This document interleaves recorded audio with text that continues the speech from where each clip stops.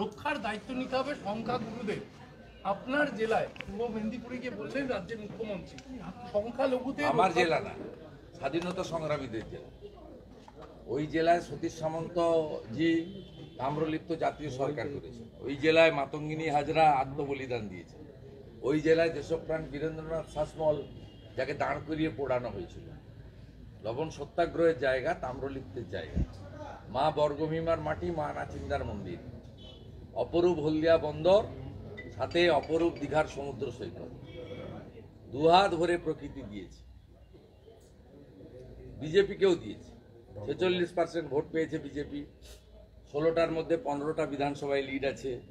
2200 panchayat BJP জিতেছে, 2টো লোকসভা জিতেছে।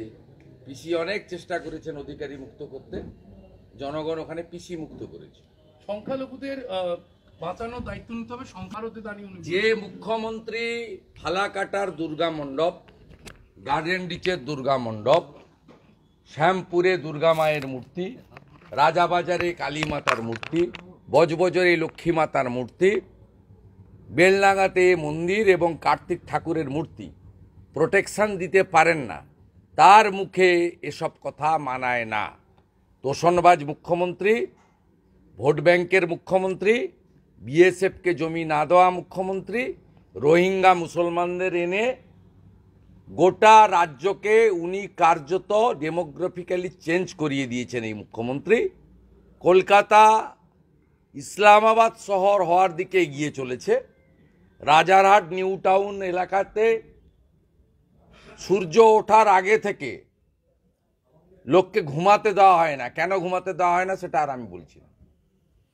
এই মুখ্যমন্ত্রীর আমলে এইসব দৃশ্য আমরা দেখতে পাচ্ছি। এই মুখ্যমন্ত্রীর একজন মন্ত্রী নাম ফিরাদ হাকিম, তিনি দাওয়াতে ইসলাম দেন, 50 ভাগ লোককে উর্দুতে কথা বলার আহ্বান করেন, তফসিলি রেখাপাত্রদের মাল বলে সম্বোধন করেন, সরাসরি হিন্দুদের আক্রমণ করেন। আরেক মন্ত্রী সিদ্দিকুল্লাহ চৌধুরী খাগড়াগড় কাণ্ডে জঙ্গিদের সমর্থন করেন, সিএকে এনআরসি বলে বাংলায় আগুন লাগান, সম্প্রতি ইউনুসকে সমর্থন করেন।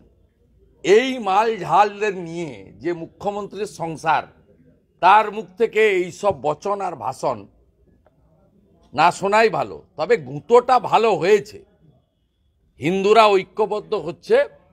এই জন্য কখনো শান্তি বাহিনীর কথা, কখনো ললিপপ খাবনার কথা, কখনো সর্বানন্দ অবধূতকে ডেকে নিয়ে গিয়ে ছবি তোলা, কখনো রাধারমন দাসকে দীঘাতে নিয়ে গিয়ে ফটো সেশন। কি সাহস! উনি জানেন জগন্নাথ দেবের রথযাত্রা কেন হয়? উনি বলছেন ইসকনের সোজা রথ, মানে রথের দিন আমি কলকাতায় থাকি, উল্টো রথটা দীঘাতে করব। রথ মাসির বাড়ি যায়, আবার রিটার্ন আসে মাসির বাড়ি। শাস্ত্র, পঞ্জিকা, সনাতনী রীতি মেনে প্রভু শ্রী চৈতন্যদেব থেকে শ্রীলা প্রভুপদ পুরী ধামের অনুকরণে রথযাত্রা অনুষ্ঠিত হয়। উনি বলছেন যে ইসকনের উল্টো রথ দীঘাতে করবেন। আর আমার অবাক লাগে রাধারমন দাসজি পাশে বসে দাঁড়িয়ে প্রতিবাদ করেন না। আপনি প্রভু জয় পতাকা স্বামী এটা শুনলে আমার বিশ্বাস মায়াপুর ইসকন থেকে খুব কড়া প্রতিক্রিয়া আসা উচিত। কারণ শ্রীলা প্রভুপদ তিনি শ্রী চৈতন্যদেবের আদর্শে বিশ্বাসী। আর শ্রী চৈতন্যদেব পুরী ধামের নিয়ে তার যা অবদান, তার যা সৃষ্টি, তার যা কীর্তি আর কেউ না জানুক, মেদিনীপুরের লোকরা জানে। শ্রী চৈতন্যদেব জলপথে পুরী গেছেন একাধিকবার এবং গেছেন তাম্রলিপ্ত বন্দর হয়ে। মহাপ্রভুর মন্দির তমলুকে রাত্রি যাপন এবং সেখানে তিনি প্রবাস করেছেন তিনবার। বছরে একদিন ফেব্রুয়ারি মাসে শ্রী চৈতন্যদেবের শুভাগমন উপলক্ষে বর্ণাঢ্য শোভাযাত্রা, ভাগবত পাঠ, নাম পাঠ, কীর্তন, ভান্ডারা ইত্যাদি হয়। আমরা অংশগ্রহণ করি, উদ্যোগ নিয়ে করি। কি সাহস! বলছে ইসকনের উল্টো রথ আমি দীঘায় করব, মামার বাড়ি।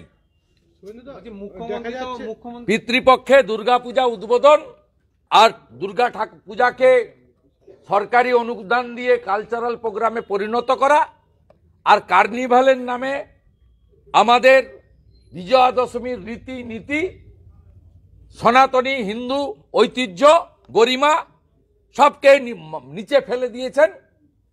বড় বড় কথা। রেড রোডে নামাজের দিন সকালবেলা কি করতে জানুনি?